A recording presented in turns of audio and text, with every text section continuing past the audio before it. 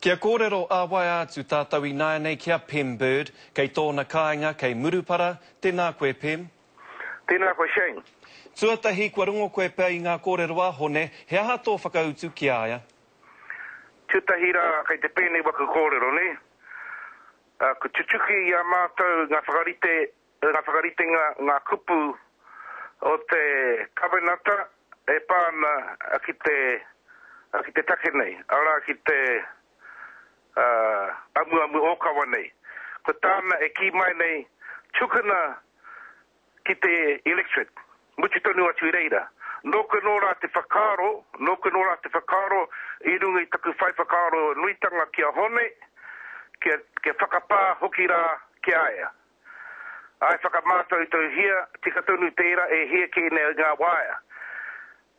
Me taku ki kaihau, ngā kōrero katoa e pupuri nei I runga I taku reo pupuri kōrero, waku text kato hei tautoko mai I waku kōrero, I taku whakapai.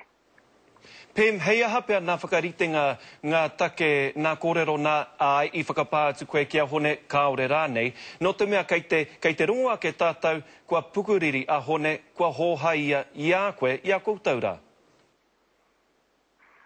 Tika tonu rā. Engari, tika tonu rā, I whakamātau tau hia te kaupapara ki te whakapā a waia atu nei kia hone. Hei aha tēnei wā. Anei taku pātai Pem, anei taku pātai Pem ki a koe. Kua hōha a hone, kua pukuriri ia ki a koe ki a koutou, he aha tō whakautu ki aia?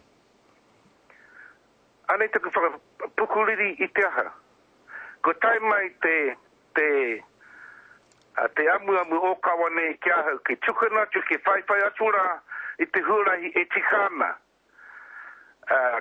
Ke tūturu ki ngā whakaritenga, ki ngā kupu o te kawenata. Koira te huarahi e tikana. Hoha I te aha. Tōna tikanga hei a pōpō ka tū tā koutou hui. Koutou te puari me te komiti o te taitokerau me hone. Engari hei tā hone ki a mātou I te ahiahi nei, kāore ia mo te haere ki te rāhui. He aha tōrongo I tēnei wā mo te rāhui? No te pokotoni nei I kōrero pērawa rawa mai, te tiamana o te taitokerau kia me tana ki, tai hoake nei, mo te ata nei, ka tai mai atuhi nei, te whakatau a tā rātau hui. A kāre no tērā ki tai mai ai, kōrongo kōrero. Kōrongo kōrero mo te huluku I te hui, a ki te rau hike. No reira, ki te kore a hone e wātea ki te haereake ki tēnei hui moa pōpō, ka whakakorea, ka whakatārewa hia te rāhui mo te rāwiki rāno? Ko te tono korongo au, me hiki ki te rāwiki. Ka he rauri mo teira. Ko te hia ke tēnei a te kaurehera, tana tono ki a te tai tokerau, pena e ahei tēnei hui ki tū a te praere. Ko te kōrero mai nā pōra, karekau. Hi ana rā ke hiki ki te rāwiki. Nā, ko tukuna atu e au he reta ki te tiamana ki te ki, kai te pai. Kei te pai mo te taite.